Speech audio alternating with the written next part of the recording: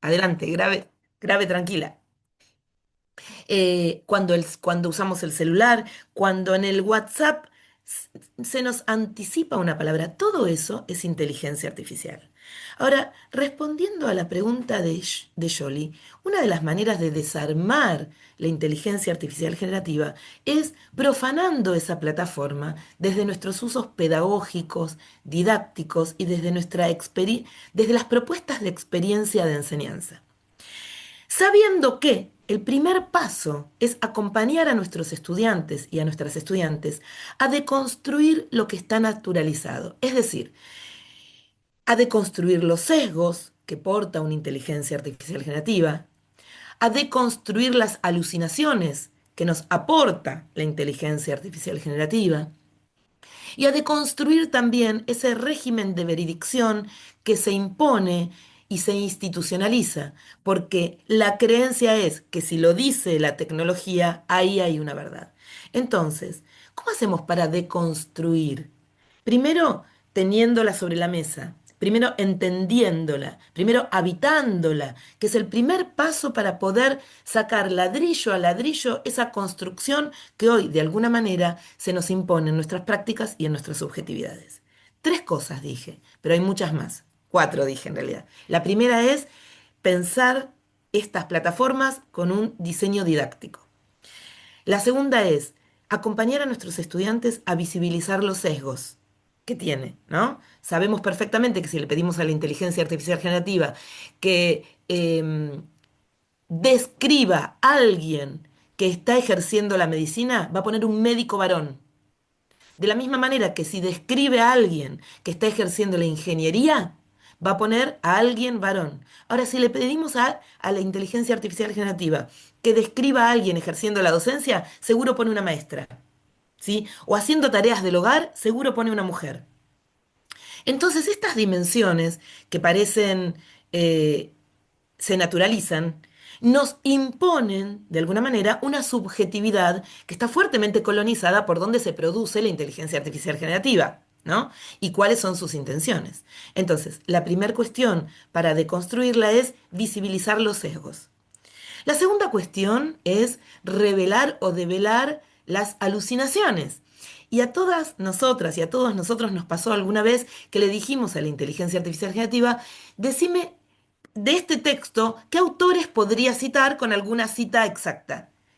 De acá les pediría por favor que levanten la mano quién no hizo jamás eso y probablemente haya una, dos, tres personas que aún se resisten al uso de estas plataformas con estos sentidos y está muy bien. Pero la mayoría de nosotros alguna vez dialogamos con ChatGPT, con Perplexity, con Claude, con muchas inteligencias artificiales generativas para ayudarnos a pensar y a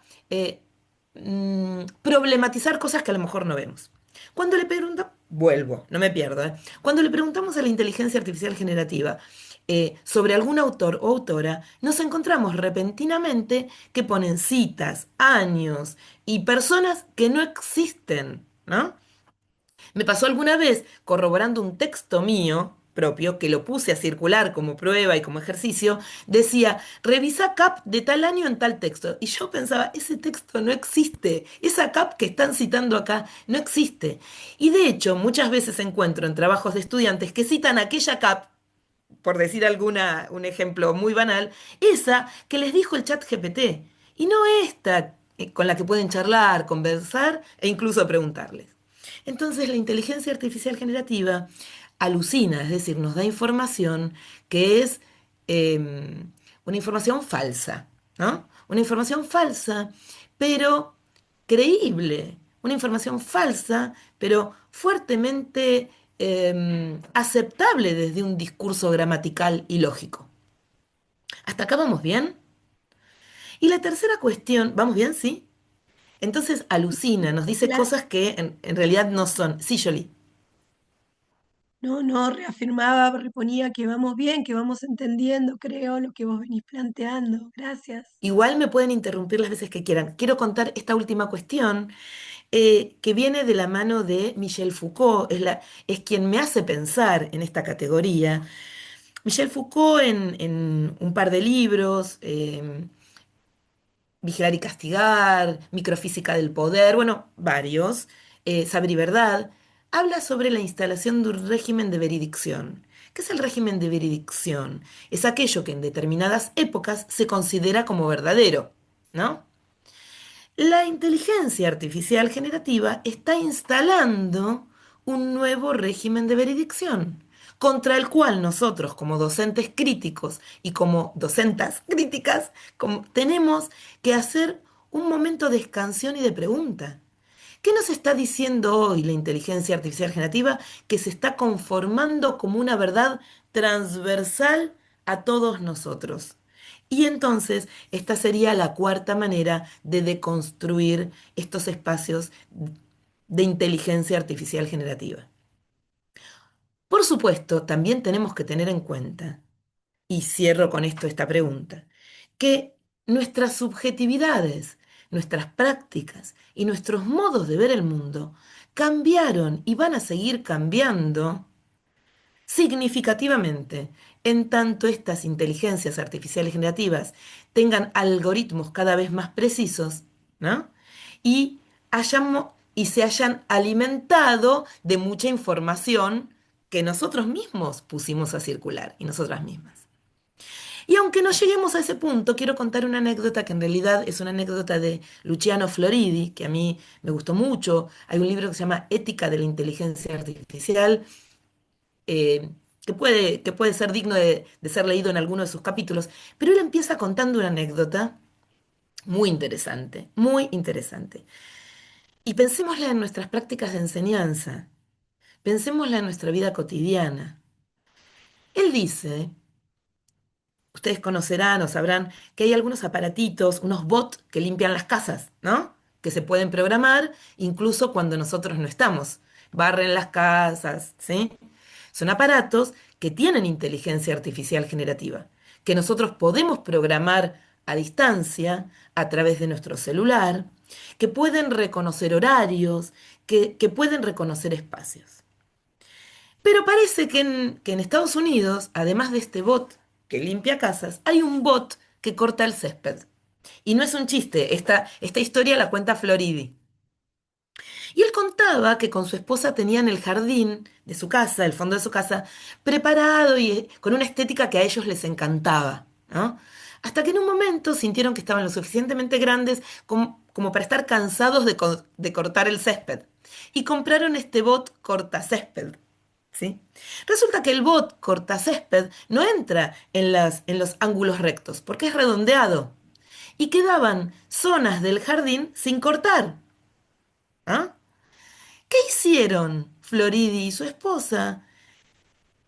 En tanto delegaron esa tarea a ese bot conscientemente, utilizaron esos espacios que el bot no llegaba para cortar y pusieron ahí piedras. Usaron esos lugares donde el bot no llegaba, que antes había césped, le hicieron una estética con piedras.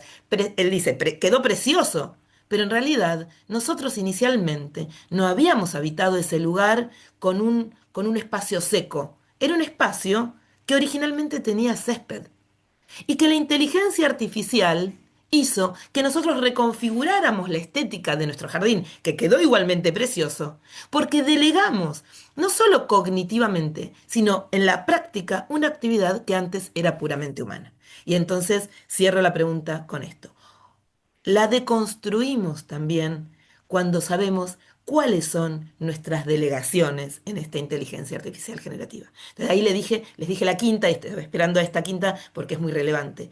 Muchas veces delegamos y no sabemos exactamente qué estamos delegando, ni cuándo lo delegamos, ni cómo lo delegamos y qué estamos perdiendo en estas múltiples delegaciones. Vos sabés que, perdón, estoy un poco mal de la voz hoy. Justamente antes de pasarnos para acá, en relación a esto, surgió una pregunta que tenía que ver con esto que vos decís y con otra construcción que vos nos traes, que es el de triada pedagógica, ¿no? Y cómo imbricamos a la IA en esa triada. No sé, a ver si las chicas que estaban preguntando quieren reponer la pregunta desde otro lugar para no retransformarla yo. A ver, cómo lo quieren hacer este interrogante? Pauli, Em, está. sí, Hola Paula, pensando, ¿qué tal? Buen día, un buen gustazo. día. Igualmente. Recordando cuando estudiaba en el profesorado, en algún momento de mediación pedagógica, surgía también, no creo que sea el mismo concepto, pero sí surgía una tríada, y era docente, estudiante, bueno, en términos anteriores, conocimiento. Y Ujú. encontrarse con una nueva tríada, que en vez del conocimiento esté la inteligencia artificial, a mí en esa comparación con lo que yo me había formado hacía más de 20 años, ¿no? Digo, bueno, a ver, ¿qué ganamos, qué perdimos? ¿O qué propone esta tríada distinta, ¿no? Y pienso que la interacción con la inteligencia artificial no siempre se asemeja a la interacción con un objeto, en momentos pareciera asemejarse la interacción con un sujeto. Si la inteligencia artificial se está arrogando la hegemonía del conocimiento, eh, pero bueno, creo que eran esas dos preguntas. Si me acuerdo de una tercera o de alguna tercera inquietud, la comento. Perfecto. Y cualquier cosa, en la medida en que yo voy hablando, y si no, no contesté lo que estaban preguntando, me dicen, Miriam, no estás contestando lo que te preguntamos. En primer lugar, yo creo que hay que romper con esta idea de tríada. O sea, hay que romper. Hay que empezar a pensar en que la situación de enseñanza y de aprendizaje, ya leyeron a Fenstermacher, o sea, ahí hay una ruptura en ese binomio. La situación de enseñanza y de aprendizaje son situaciones multidimensionales, entonces que no se acaban hoy en el docente, en el estudiante, en el conocimiento. Y tampoco se terminan en el docente, el estudiante y la inteligencia artificial generativa. Ahí hay un problema si nosotros creemos que se terminan en este triángulo, porque tenemos que ir, creo yo, más allá de la figura geométrica.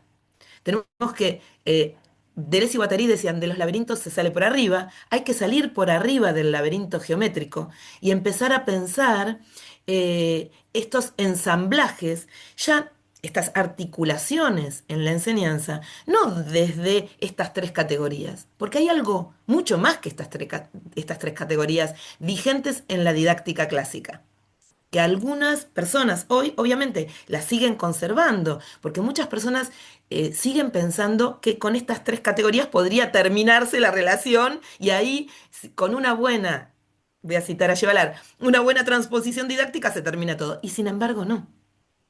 Entonces la primera respuesta que tendría que dar o la primera aproximación a una respuesta es, propongo salir de la imagen geométrica, ¿no? Y meternos en un entorno más complejo de la enseñanza. Por eso no hablo de la inteligencia artificial generativa como una herramienta, ¿sí? La inteligencia artificial generativa no es algo que uso o no uso, que a veces sí, obviamente. Es algo que involucra una mutación cultural, una mutación en las prácticas. Paula, yo espero no perderme en tu pregunta, pero vos después me decís. Y de ahí me parece que como nosotros no pensamos la inteligencia artificial generativa como una herramienta aplicada sobre estructuras pedagógicas, y ahí está el problema, porque pensar la IAG aplicada sobre estructuras pedagógicas viejas es volver a la vieja agenda de la didáctica, a esa didáctica que aprendimos, les voy a decir yo, hace casi 40 años, por lo menos, ¿no? Y entonces estamos en el siglo XXI. Hoy tenemos que, tal vez el problema necesite hoy ser visto desde otra dimensión, desde otro ángulo, desde otra perspectiva, porque no estamos hoy frente a una innovación tecnológica cualquiera. Estamos hoy frente a una transformación de estas condiciones en las cuales nosotros podemos enseñar, pensamos la enseñanza, pensamos el conocimiento y pensamos la experiencia. Y ahí voy a una arista de tu pregunta. La inteligencia artificial generativa no reemplaza la idea de conocimiento que nosotros teníamos. Instala una nueva pregunta epistemológica, una nueva pregunta acerca de qué es conocer. Sin embargo, no desplaza de ninguna manera las construcciones académicas, no debería, no desplaza de ninguna manera las construcciones de los grupos de investigación, no desplaza la pregunta genuina que nos hacemos en el aula. Entonces, es imposible pensar la inteligencia artificial generativa desplazando el conocimiento. Tenemos que pensarla como una nueva perspectiva. Y desde ahí es donde yo propongo una idea de una didáctica generativa, ¿no? Una didáctica que articule estas preguntas. Entonces, como no estamos frente a una herramienta y estamos frente a una mutación cultural, la distinción ya no es retórica, ya no es meramente discursiva. Si la inteligencia artificial generativa fuera una herramienta, ¿no? Algo que yo uso instrumentalmente, solamente alcanzaría capacitarnos en sus usos, en sus reglas, ya ahí vi la mano levantada de Laura, y en sus riesgos. Y ahí seguir enseñando como siempre. Sin embargo, esta tríada que ustedes mencionan está completamente rota, porque la inteligencia artificial generativa no es dócil, no obedece, tiene agencia propia. Un martillo no tiene agencia propia. Entonces, tu pregunta, Paula, y ahí cierro, y no sé si te contesté, es donde nosotros empezamos a percibir que la inteligencia artificial generativa funciona como un interlocutor más y como un agente más presente en nuestros diseños didácticos. Tiene agencia, tiene capacidad de hacernos pensar, tiene capacidad de hacernos formular preguntas, tiene capacidad de generar textos e imágenes originales, y en tanto tiene agencia propia, nosotros tenemos que reagenciar el campo de la didáctica, pensándolo, interactuando con este fenómeno, con esta tecnología. Y después, si quieren, les cuento una anécdota de algo que hicimos este cuatrimestre en didáctica general para deconstruir la inteligencia artificial generativa y en tanto agente e interlocutor. Laura había hecho una pregunta, creo, y había Sí, levantado la levanté mano. la mano, gracias. Un placer No, conocerte así virtualmente. Muchas gracias por este espacio. no hay Esto que comentó Paula, ya lo habíamos estado conversando y me quedó latiendo en la cabeza y lo pensaba como capaz que el conocimiento en esa tríada inicial que comentabas vos y interceptando un poco lo que dice Paula con el conocimiento en el medio, porque yo nunca pensé en que conocimiento esté por fuera de esa tríada, ¿no? Nunca lo pensé. Y tal vez ahora cuando estabas hablando y revisando esa gráfica de triángulos yo además soy ingeniero, así que soy muy de gráficos, ¿no? Con este gráfico que pienso así los tres con el conocimiento, debería, me parece a mí, ser como, entiendo como un filtro de que el docente lo entiendo como un filtro con el conocimiento, a partir del conocimiento que se le puede dar a los alumnos y se le acerca a los alumnos como herramienta, y también como esto de que decías de filtrar, y estuvimos hablando de filtrar. En ese marco te cuento que estoy haciendo una actividad que la hice con los chicos de cuarto año de residencia, pero también la hice con secundario, haciendo y llamándole la atención a la alerta de todos los sesgos que puede tener la IA a partir de una información que tenga, mínima, que puede ser una foto o lo que sea, y ahí lo relaciono un poco con bullying y todo ese tipo de cosas como para que vean qué sesgado puede tener la mirada a alguien un montón de alguienes fabricando una app, ¿no? Y esa app juzgándonos a nosotros. ¿Y para qué? Con la venta de algo, con la comercialización de algo. Entonces, eso la trato de encarar por ahí, por lo menos con los alumnos de secundario y con los alumnos de residencia, como para empezar a ver cómo manejarla y que sea una herramienta para nosotros. Qué Ahí. interesante. Gracias. Dos cosas quiero retomar de lo que estás diciendo. La primera, el rol docente cambia, efectivamente, pero jamás se va a desplazar ni se va a anular.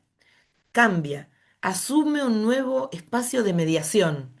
Esta historia, este ejemplo, esta experiencia que vos contaste con tus estudiantes de secundario, pero también de prácticas, es una experiencia que va en la línea de deconstruir la inteligencia artificial generativa. Estamos viendo cómo, por ejemplo, el algoritmo nos ofrece productos una vez que le hicimos una sola pregunta a Internet y a Google, ¿no? Y entonces ahí hay un ejercicio fuerte de deconstrucción. El rol docente no va, no se va. sería deseable, a ver, digo, uno nunca puede predecir el futuro, ¿no? Pero en este escenario de futuro que me imagino, no es deseable que el rol docente desaparezca, que el rol docente humano desaparezca. No sería deseable de ninguna manera, y es un posicionamiento teórico, conceptual y metodológico, imaginar una enseñanza a medida, ajustada al individuo, porque nuestro rol, entre otras cosas, además del conocimiento, es generar espacios de socialización, espacios de comunidad, espacios de solidaridad, espacios de ciudadanía, y no individualismos y competencias. Entonces, sería deseable que en estos escenarios de futuro nuestra presencia redoble nuestra humanidad, a sabiendas de que estamos fuertemente atravesados por estos dispositivos, ¿no? Pero redoblar esta humanidad. Este encuentro, me propuso encontrarnos y yo le dije sí, porque si no queda un texto digitalizado sobre una plataforma. Y estos encuentros son los que nos vuelven más humanos y humanas, ¿no? Entonces, esto no lo tenemos que perder. Pero quiero, respecto a lo que decía recién Laura, hacer una intervención teórica. Yo quiero insistir, y después ustedes, cuando cerremos el, el Zoom, pueden seguir construyendo en la línea que quieran, pero necesito insistir desde los marcos teóricos que trabajo, que no son solo pedagógicos y didácticos, sino que son filosóficos, en que la inteligencia artificial no es una herramienta. Quiero insistir en esta palabra, porque el uso de unas palabras u otras no es banal. O sea, crean un sentido. Y lo que yo les decía hace un ratito, un martillo es una herramienta, ¿no? Y nosotros usamos el martillo, ¿no? Y el martillo lo podemos usar para martillar, para sacar, para hacer... Pero el martillo es algo que no está vivo, ¿no? En cambio, la inteligencia artificial generativa, mal que nos pese, nos guste o no nos guste, acordemos o no, tiene agencia. Es un recurso, como dice acá Adriana, creo que es Adriana de Tevez, es un recurso, pero también es un dispositivo que nos cambia. Y entonces ese es el punto. Cuando nosotros les pedimos a nuestros estudiantes que interactúen con inteligencia artificial generativa, y lo hacemos permanentemente, así como la experiencia que cuenta Laura, no les estamos pidiendo que interactúen con una herramienta o que la apliquen a determinadas cosas. Les estamos pidiendo que interactúen con un dispositivo. Y el dispositivo, en el sentido, ya les dije, Foucaultiano o de Deleuze, es una red de discursos, de prácticas, de saberes y también de tecnologías. Entonces, cuando nosotros le pedimos que interactúen con la inteligencia artificial generativa, va a producir modos de ver, de pensar y de actuar. Por eso no la llamo herramienta, porque nos orienta la mirada. Y ojo, hay que tener cuidado con eso también, hacia dónde nos orienta este dispositivo, con estos nuevos agenciamientos y con estos nuevos, voy a decirlo con todas las palabras, ensamblajes cognitivos que tenemos entre la inteligencia artificial y nuestras propias inteligencias distribuidas. Entonces, de toda esta experiencia, por supuesto que ustedes cuando cerremos el Zoom pueden seguir diciéndole herramienta y tratándola como herramienta. Solamente quiero sentar las bases de una pequeña disidencia. Creo que es más que una herramienta. Creo que es algo más. Después vemos qué nombre le ponemos, pero sí creo que está entramada en nuestros ensamblajes cognitivos, sí creo que tiene agenciamiento y sí creo que se transforma en el sentido más filosófico en un dispositivo. Hay tres preguntas abiertas, las de Romina, la de Silvina y la de Tomás. Así que en el orden que quieran. No sé quién fue primero y quién fue segundo. Hola, Romina habla. Hola, Romina. Em, ¿Qué tal? Bueno, yo estoy dando didáctica general también, así que bueno, primero que es un placer compartir y tener este espacio. Y sí, precisamente hablábamos, ¿no? Del rol del docente, ¿no? Esto de que es el mediador y reponer siempre eso. Pero bueno, particularmente como doy didáctica general, me interesaría poder escuchar la experiencia que estás llevando adelante, que habías comentado al inicio.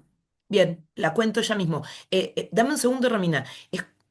Bueno, no, la cuento ahora y después escuchamos la pregunta de Silvina y de Tomás porque a lo mejor se enlazan.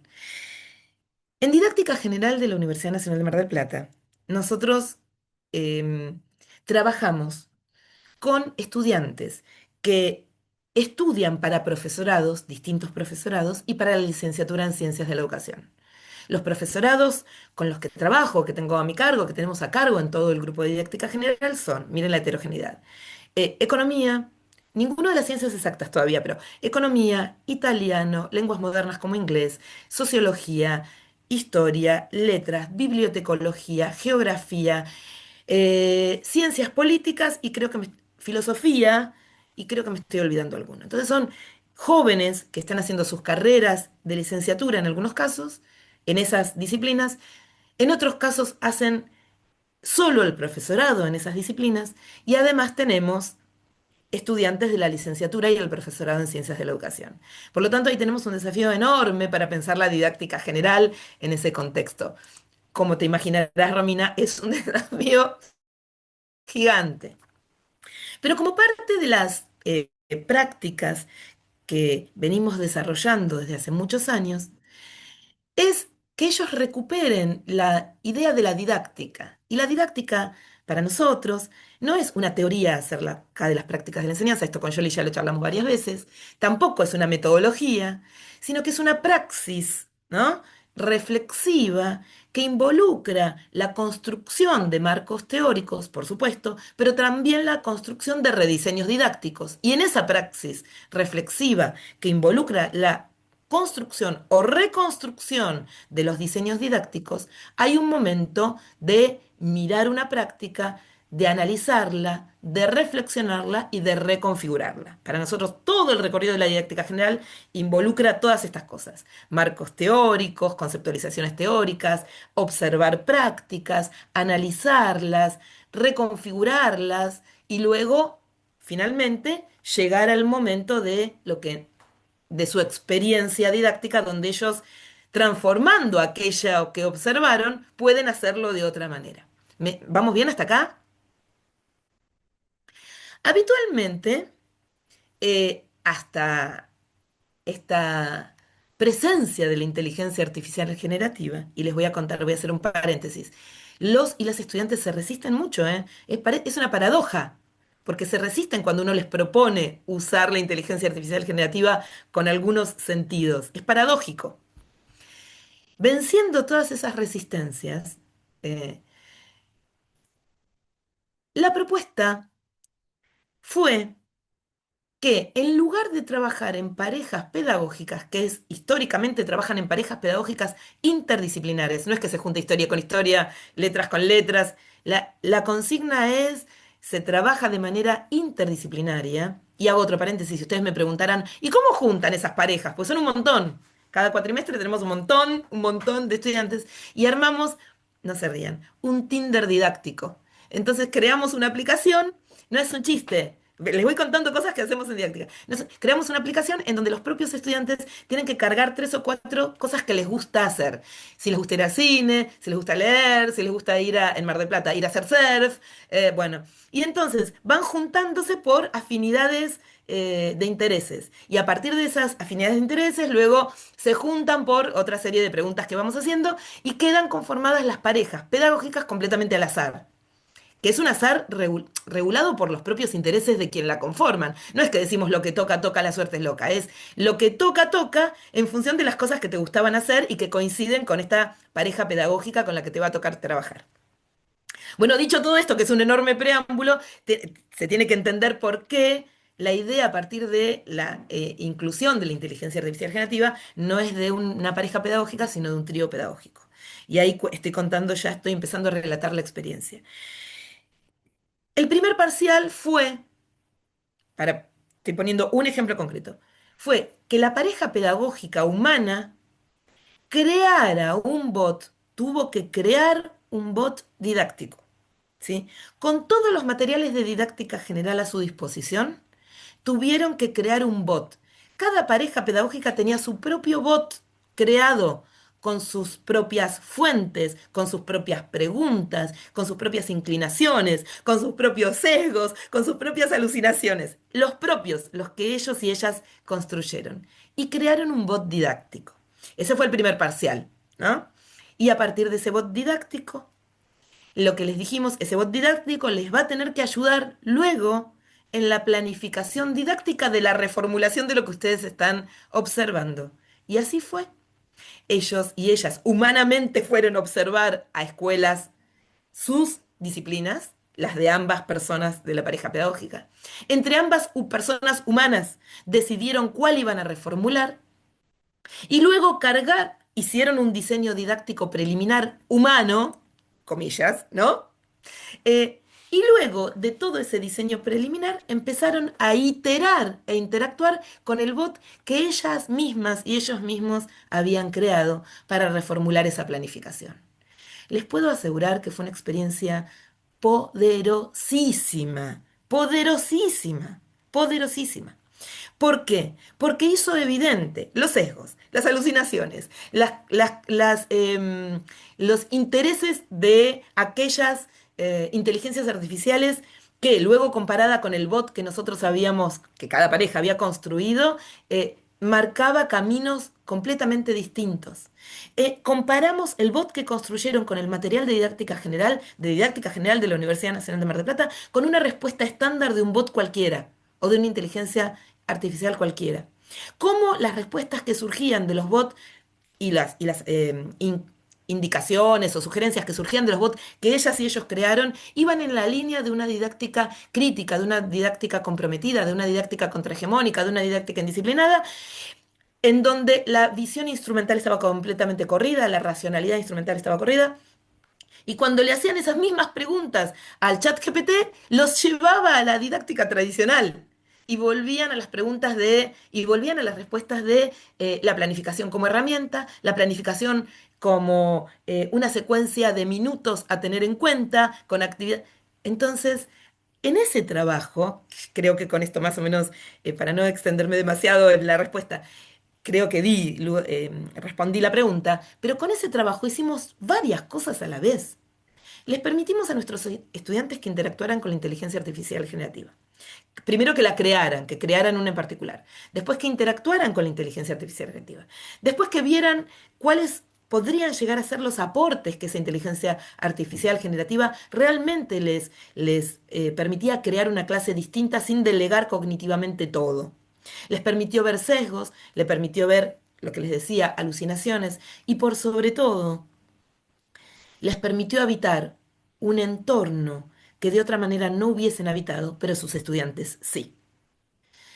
¿Cómo finalizó todo el proceso? El proceso finalizó, igualmente todavía no terminó el cuatrimestre, pero ya hubo una primera, con un trabajo metacognitivo, que es donde nosotros creemos que es parte de la didáctica general, el proceso metacognitivo, la autoevaluación. ¿Qué me queda de todo esto? ¿Qué aprendí de todo esto? Y en ese trabajo metacognitivo es ahí donde yo dije, esto valió la pena. Más allá de que tuvimos que vencer resistencias, más allá de que hubo que hacer un trabajo uno a uno al principio, valió la pena, porque lo que surgió como reflexión de nuestras estudiantes y de nuestros estudiantes en didáctica general fue todavía más poderoso que todo lo que pudieron atravesar juntos y juntas. No sé si te contesté, pero más o menos ese es el recorrido para no hacerlo tan aburrido.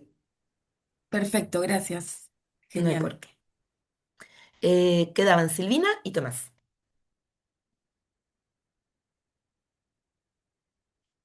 Silvina, Hola, ahí está. ¿acá se escucha? Hola. Sí, perfecto. Un gustazo, Miriam. Un gusto poder hablar con un marco teórico transversal de hace muchos años. Para mí es el gusto. Para que vean que somos seres humanos también. Sí, es que bueno, es que a través de los libros, pero ahora poder hacerte esta pregunta me encanta. Y tiene Sí, mucha sí. relación con lo que preguntó Romy y con lo que veníamos hablando, porque mi pregunta es por la relación con ese conocimiento. Em, Y sobre todo, escuchándote en la experiencia, a mí hay algo que me está pasando con la inteligencia artificial en mi persona y cuando doy clases, es que yo estoy viendo que quizás en algún momento teníamos esta idea de que los procesos cognitivos tenían que haber unos previos a otros para poder alcanzarse. Y ahora me pasa esto que acabas de decir vos, es todo a la misma vez y no hay un orden aparente para alcanzarlo. No sé si es algo que lo estoy como experimentando yo, en esto de que mi interacción con inteligencia artificial a mí me hace pensar, esto que vos dijiste, lo de la agencia de Luto, me parece que es tal cual, me hace pensar otras cosas, me interpela ideas previas, me rompe con ideas anteriores. Y me encantó poder pensarlo con vos. Si hay algo de esto, de que el proceso cognitivo, que no, si no sabe hacer un resumen, no va a poder identificar una síntesis, si no sabe hacer una... Digo, esto que antes quizás lo pensábamos así, ¿cómo lo vivís vos o cómo lo estás viviendo en esto de la didáctica general y bueno, desde tu práctica y tus estudios, investigaciones? Qué linda pregunta. Em, En primer lugar, creo que no en este momento, ni nunca lo hubo. Lo que pasa es que nos educaron de otra manera. Nunca hubo una secuencia, primero esto y después aquello, ¿no? Las cosas se dan desde que nacemos de manera completamente entramada. Cuando aprendimos a hablar, nadie nos enseñó. Cuando aprendimos a hablar, y no estoy hablando de la escolarización, ¿eh? Cuando aprendimos a hablar, nadie nos enseñó eh, vocales y consonantes. Fuimos aprendiendo a hablar porque nuestro entorno, digo, en nuestro entorno inmersivo estaba hablando, hablando en esa lengua, hablando con esa gestualidad, hablando con esa gramática, ¿no? Nadie nos enseñó cuando tuvimos 4 o 5 años el sujeto y el predicado. Tuvo que venir la escolaridad primaria para decir, esto que estás diciendo, acá hay un sujeto, acá hay un predicado, acá hay un objeto directo. Está claro, ¿no? Entonces, la primera respuesta o la primera aproximación a la respuesta es, en ningún caso hay un conocimiento que esté desarmado de los demás. ¿Cuándo se empezaron a jerarquizar? Cuando la escuela se hizo una escuela graduada, cuando había que enseñar algunas cosas en algunos momentos, cuando algunos campos de conocimiento dijeron, esto es, hay que enseñarlo primero y esto hay que enseñarlo segundo. ¿Está claro? Y en esa discusión de los campos de conocimiento, campos de saber, son campos de poder.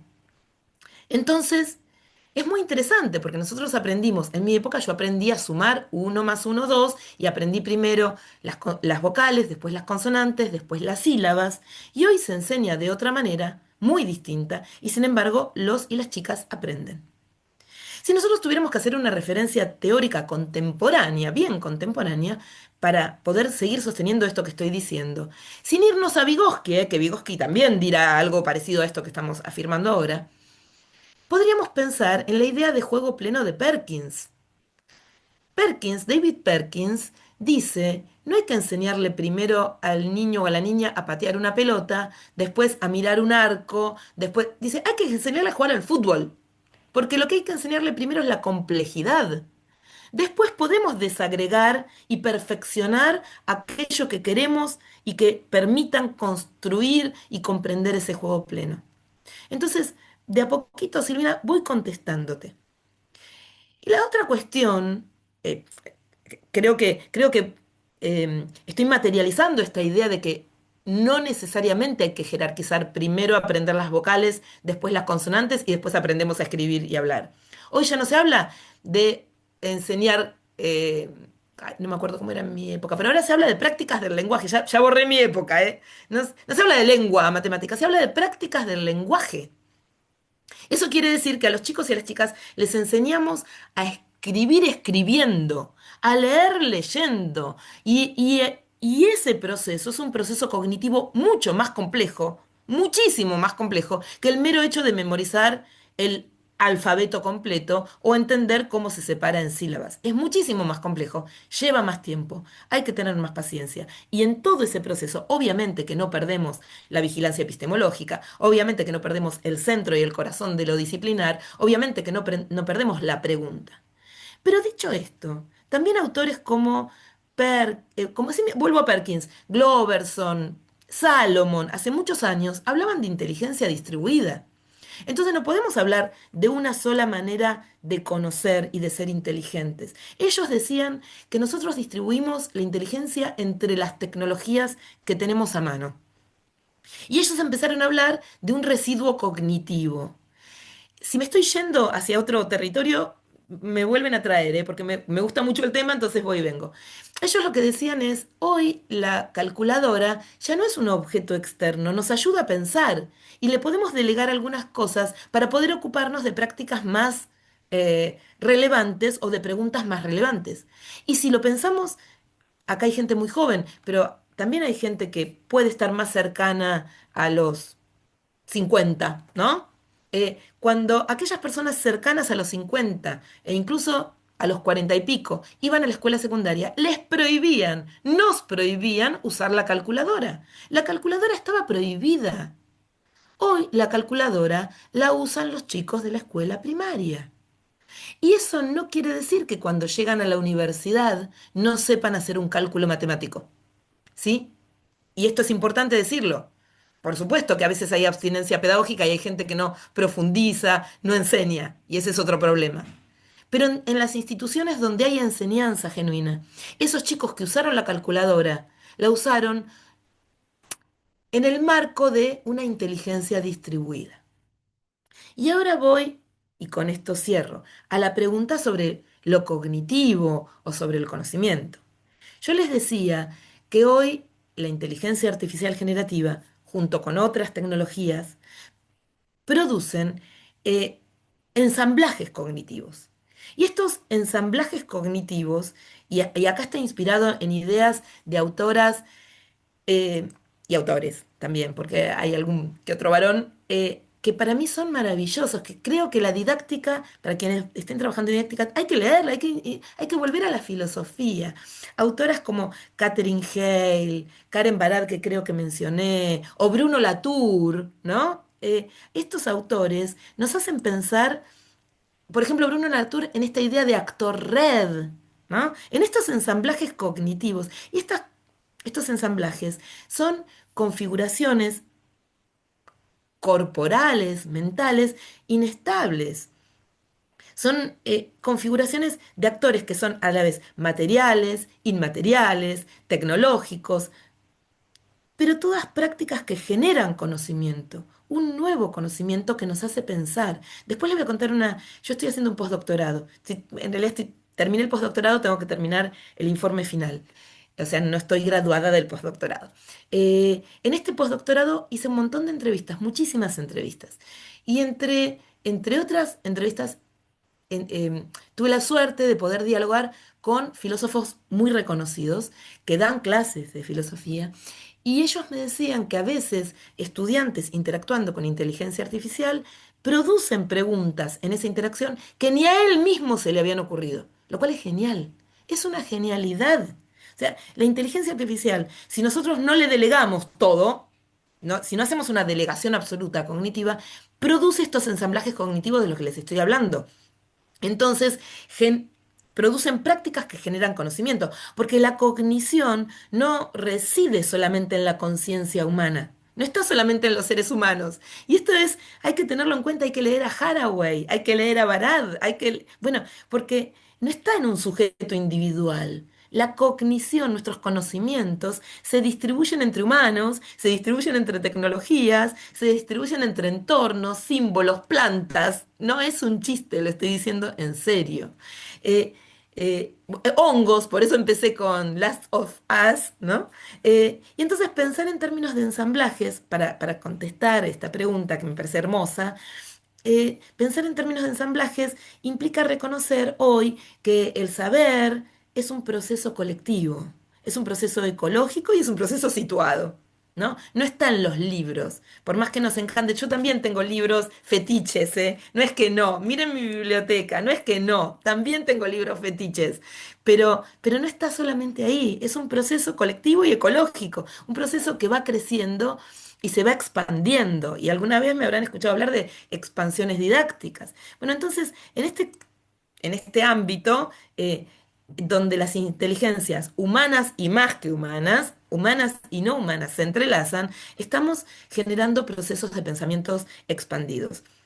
Entonces, cuando hablo de ensamblajes, habiendo citado a todas mis inspiraciones, yo creo que podemos apoyarnos en distintas tradiciones teóricas que van a iluminar este juego de esta enseñanza contemporánea. Cuando hablo de ensamblajes, hablo de la posibilidad de crear conocimiento. Y por eso no es parte de una tríada, es parte de algo que se va mixturando, ¿no? Como un paisaje ¿cómo decía Nemo? como de corales que se van entrelazando, ¿no? Así, algo más coral. Tomás, Muchísimas gracias. no hay por qué, ojalá haya contestado. Tomás, Buenas, primero que nada, buenas. Miriam, un gusto y agradecer a las profes también por este espacio. Yo justo acá estoy con una de las compañeras que también está cursando acá el postítulo y estaba como escuchándote y ordenando un montón de ideas y un montón de cosas que dijiste. Eh, Esto de Perkins, en algún momento hice una especialización, yo soy profe de biología y traían esta idea de jugar el juego completo y conectaba también en mi formación del profesorado, que en didáctica general íbamos por esta metodología investigativa. Los autores que usaban eran García y García como esta especie de ponerse en el papel de un científico y qué haría. Y charlábamos recién con mi compañera de que también estaba eso jerárquico, de qué proceso cognitivo se supone el inicio, a cuál llegamos, como esta etapa de que el cierre tiene que ser la producción. Eh, Aún así también está en la taxonomía de Bloom, que hoy también vuelve como modelos cognitivos. Nosotros en la modalidad de adultos se propone como una especie de ordenar qué procesos cognitivos utilizar, cómo armar esos indicadores. Que bueno, qué sé yo, en algún punto también se necesita, en otros puntos lo podemos mirar con una mirada crítica, pero bueno, yo lo que quería preguntar y charlar y era algo esto de lo que yo había hablado en el podcast que nos pidieron las profes para la clase anterior, que como Silvina yo lo había hecho con mi propia voz, por yo estoy con la inteligencia artificial, la utilizo, obvio, pero ahí estoy como en esa disonancia, en esa polaridad de la utilizo, la reconozco, pero por otro lado la odio. Y este odio es como esto de la vuelta de lo analógico. Y creo que la pregunta es por ese lado. ¿Dónde queda hoy lo analógico? Sabiendo que también en redes sociales y demás aparece, vuelve como no sé, en su momento que se salía al boliche con la camarita digital, hoy vuelve la camarita digital por encima del celular. Eh, Vuelven esto de la serie que vos trajiste del The Last of Us. eh, yo cuando miro la serie conocía que era un videojuego, nunca lo jugué al videojuego, pero ahí en esa serie se plantea esto de lo post-apocalíptico. O sea, ¿qué pasa cuando ya deja de estar lo que en un momento siempre estuvo, estuvimos acostumbrados? Creo que también eso está pasando hoy, como que empezamos a alejarnos cada vez un poco más de las pantallas, a entender un poco más que capaz que invertimos mucho tiempo en eso, laboralmente, socialmente. Entonces mi pregunta va por ahí, eso de que también cuando leía lo de tu análisis a la encíclica, esto de reconfigurar lo viejo muy presente también en docencia hoy, de estar siempre con el el documento escaneado como cuadernillo de un Estrada, de un Santillana, sin poder ver cosas nuevas, de meterle una impronta humana. Y esto también surge, o sea, me estoy reyendo por todos lados, pero bueno, surge esto del el cuerpo como territorio de resistencia docente que plantean las profes acá en el taller. Y eso, ¿dónde queda lo analógico hoy? Ustedes me hacen ¿No? preguntas preciosas. Cada pregunta que ustedes me hacen, yo podía estar 6 horas charlando. Trato de ser sintética, Tomás, pero es una gran pregunta. Voy a empezar bueno, no sé de dónde voy a empezar. Creo que el cuerpo es necesario y el cuerpo efectivamente es un lugar de resistencia. El cuerpo y la corporeidad, ¿no? Esta presencia, que aunque estemos mediados por tecnología, nos obliga a poner el cuerpo. Porque no es que yo estoy escribiendo en abstracto y les mando un mail. Estoy acá, me tuve que atar el pelo, me senté en este lugar específico y ustedes también se sentaron en un lugar específico y todo eso hace que nos estemos resistiendo a la naturalización de lo que nos obliga hoy la tecnología o la inteligencia artificial, pero la estemos usando a nuestro favor. a favor de vernos como humanos y humanas poniendo este cuerpo en esta presencia. Entonces, creo, siguiendo esto que vos decís, Tomás, y que recuperan tus docentes, que la corporeidad en su complejidad y el cuerpo es un lugar de resistencia que tenemos que seguir conservando. Y el cuerpo es bien analógico, ¿no? Nosotros cuando nos abrazamos es analógico. Cuando no, cuando ustedes me ven mover las manos así apasionadamente, es analógico, aunque estemos mediados por esta tecnología. Y ahí recupero un poco, ¿no? Hoy hay una vuelta enorme a la perspectiva de lo analógico, porque voy a contar una anécdota personal, chiquitita, muy chiquitita, no quiero meterme con cosas personales, pero mi hijo estudia diseño de imagen y sonido. Y es el primer interlocutor que tengo siempre en contra de la inteligencia artificial generativa. Él está completamente en contra de la inteligencia artificial generativa. Mi hijo, imagínense, madre e hijo, en esas discusiones. Él dice muchas cosas en contra de. Por lo tanto, él y sus compañeros que están estudiando diseño de imagen y sonido y producen películas y producen sonidos sutiles, volvieron a la cámara que me la pidió y no sé si qué va a poder hacer con eso, de rollo, la cámara analógica del rollo. No sé dónde va a revelar luego esas fotos que saque con esos rollos, ¿sí? Y aquellos que no tienen la cámara de rollo volvieron a sus camaritas digitales, ¿las recuerdan? Pero no están utilizando inteligencia artificial generativa para producir, están utilizando lo más analógico que está a su mano, que es o un rollo de fotos o una cámara digital como las que usábamos nosotros hace 20 años, o un poquito más, más o menos. Entonces hay una vuelta por una saturación cognitiva de las interacciones en las redes, las plataformas y los dispositivos. Entonces, la primera respuesta es, estamos saturados. Y la verdad es que, y ahí voy a la encíclica, el Papa recupera algo que para mí es maravilloso, por eso tenía que escribir eso. Él recupera a Platón y recupera la fricción de las ideas. Platón dice que para que las ideas crezcan, ¿no? Para que se produzcan, tiene que haber roce y fricción y conflicto entre esas ideas para que algo nuevo pase. Y en la encíclica está ahí deslizado. Y para que eso nuevo pase, tiene que haber interacción humana. No, a lo mejor no es necesariamente analógica, a lo mejor no nos sentamos a tomar un mate, pero tiene que estar esta interacción donde el otro nos confronte con nuestras creencias previas.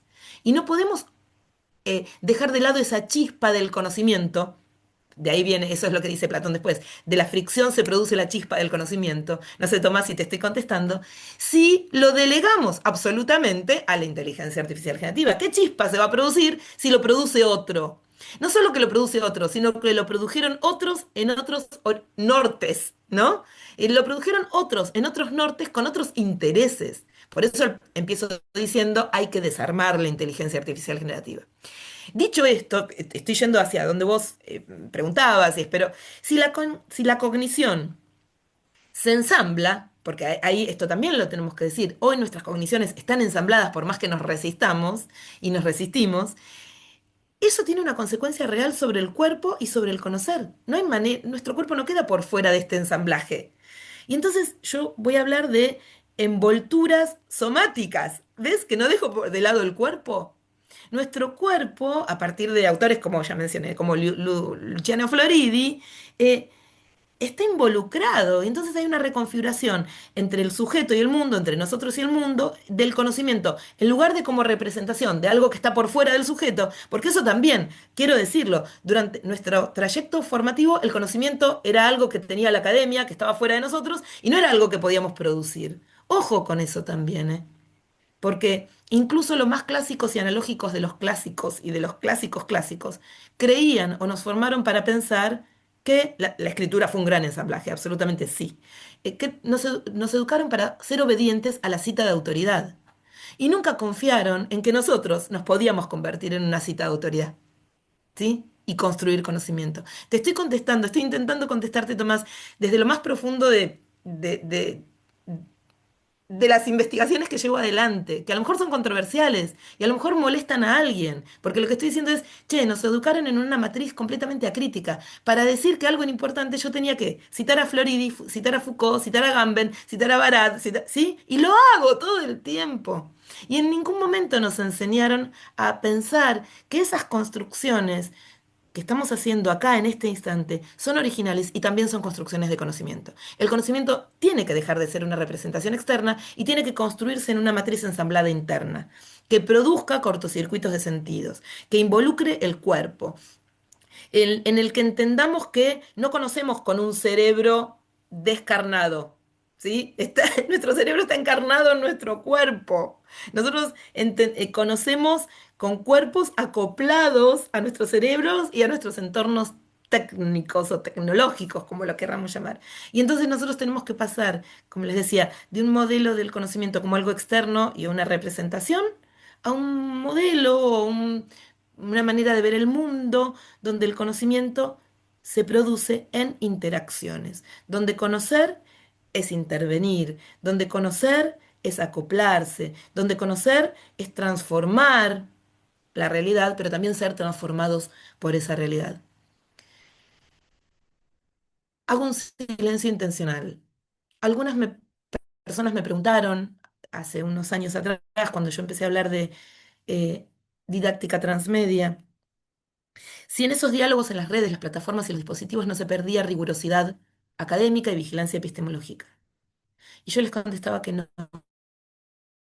que de ninguna manera, que esos diálogos abrían a la posibilidad de pensar esa dimensión epistemológica desde otros lugares, que en todo caso nos responsabilizaban más como docentes para volver a preguntarnos si ahí había rigurosidad, si había desvíos banales o si había un germen para empezar a pensar las otras conceptualizaciones. Entonces vuelvo a algo que contesté hace un rato.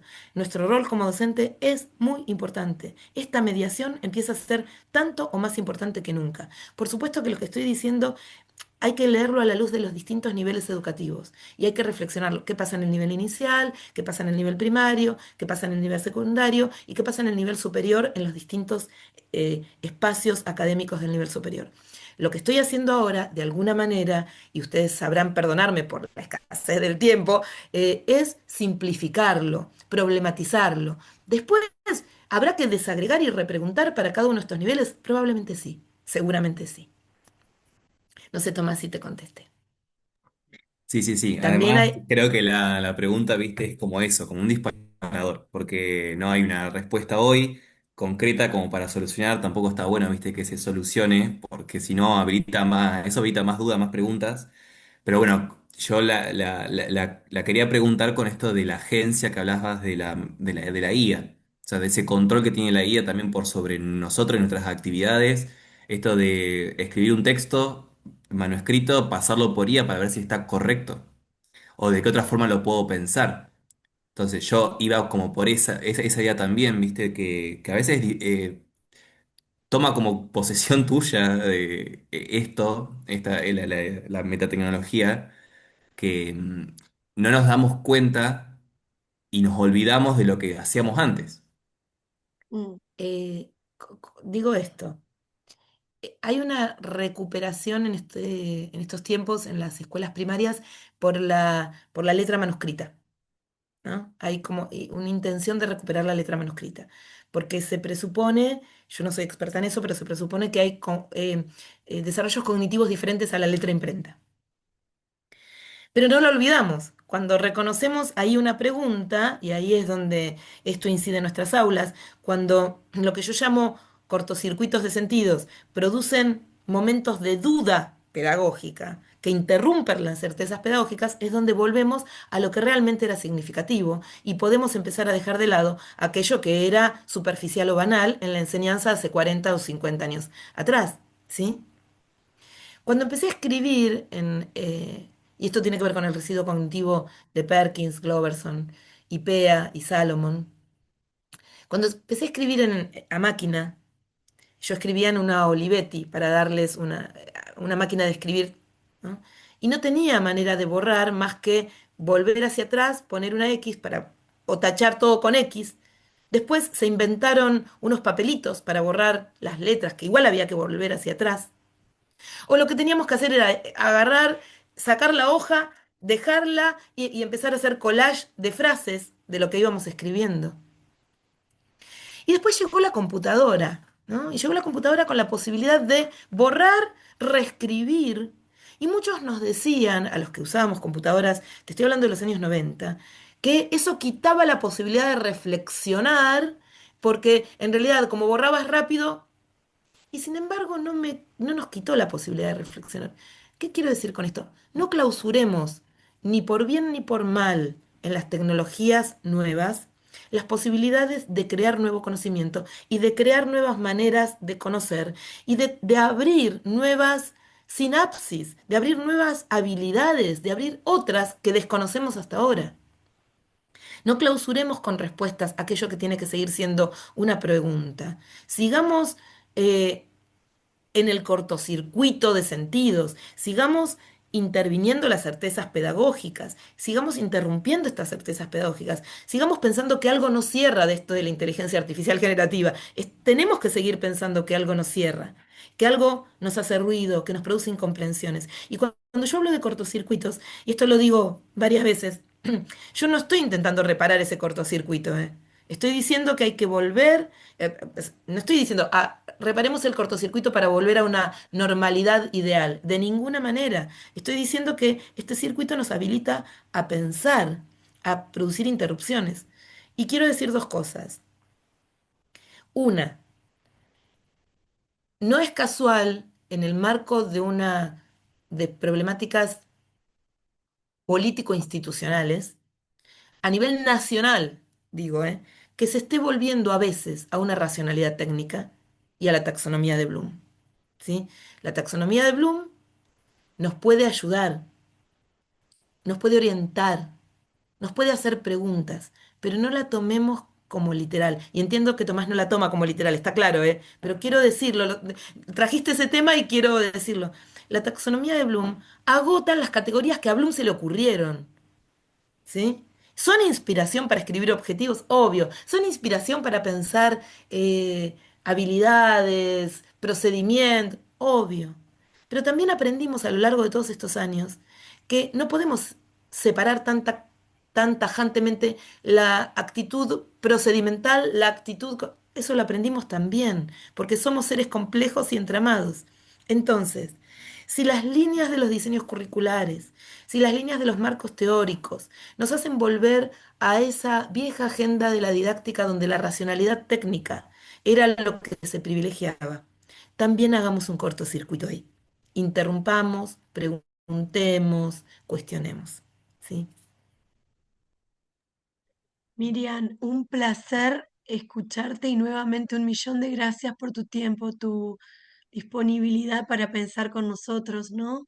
Y en este entramado de preguntas, de reflexiones, y en este lugar del cual hablamos sobre la importancia de poner el cuerpo. Creo que lo más significativo de esto es la experiencia formativa, ¿no?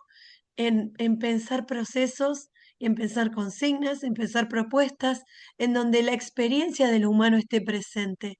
Creo que es allí donde podemos reconectar con las tecnologías y sobre todo, y más que todo, con nuestro rol, ¿no? Con el rol que estamos o que tenemos que cumplir en el lugar en que estemos, ¿no? La experiencia formativa como trinchera de defensa, que tiene que ver con pensar en propuestas que impliquen el cuerpo y que impliquen justamente todas estas cuestiones que estuvimos poniendo sobre la mesa, ¿no? Entonces, desde aquí el desafío, ¿no? A continuar pensando, a continuar ensamblando, revisitando, buscando y viendo la posibilidad de cómo pensamos también desde una didáctica transmedia, en sumar a esas experiencias culturales a los sujetos y a las sujetas, en las cuales tenemos como docentes un rol fundamental. Gracias, Jolie. Yo de verdad les digo, a mí estos espacios me emocionan muchísimo y no es una banalidad, me emocionan mucho. Capaz que porque estoy vieja, capaz que porque no sé, porque es mi carácter, capaz que no sé, pero me emociona mucho que estemos acá un montón de personas 30 personas un sábado solo para charlar, porque esa era la propuesta. Nos sentamos y charlamos y pensamos juntas y juntos. Yo creo que hay que recuperar lo humano. Creo que nosotros no heredamos un mundo terminado y tampoco le tenemos que heredar a nuestros hijos, hijas, estudiantes, un mundo heredado. No les tenemos que heredar un mundo terminado. Tenemos que heredar y construir un mundo abierto. Nosotros lo estamos coproduciendo en este instante. Nosotros estamos entramados en estas relaciones. Yo creo, gracias, de verdad, gracias por este encuentro. Eh, yo creo que enseñar sigue siendo una de las formas más profundas, más privilegiadas y más hermosas, y lo digo de corazón, de participar y de construir el devenir en el mundo y construir un mundo mejor, un mundo más solidario, un mundo más justo, un mundo eh, con menos violencia, un mundo con menos, me sale, con menos motosierra y más empatía, ¿no? Un mundo donde lo humano esté presente en estos encuentros y que finalmente estos encuentros sirvan, ojalá, si algo puede servir para algo, ojalá que estos encuentros inspiren por lo menos un poquito de curiosidad y ustedes en sus estudiantes. Así que realmente estoy súper agradecida. Gracias por esta invitación y gracias por haber dedicado parte de esta mañana del sábado a estas conversaciones. Gracias. Gracias y siempre en contacto. Muchísimas gracias, Miriam. Un besote grande, grande. Beso enorme. Si les parece, finalizo Dale, la dale. comunicación. ¿Está bien? Dale, Chao, perfecto. Ah, si gracias. ustedes se quieren quedar charlando, yo me voy y los dejo charlando. No, está ¿Podemos? bien, pues ya ¿Está muchos bien? hasta se están yendo porque estamos ya en horario. Así que gracias. Entonces, adiós. Que tengan un hermoso fin de semana. Igualmente. Chao.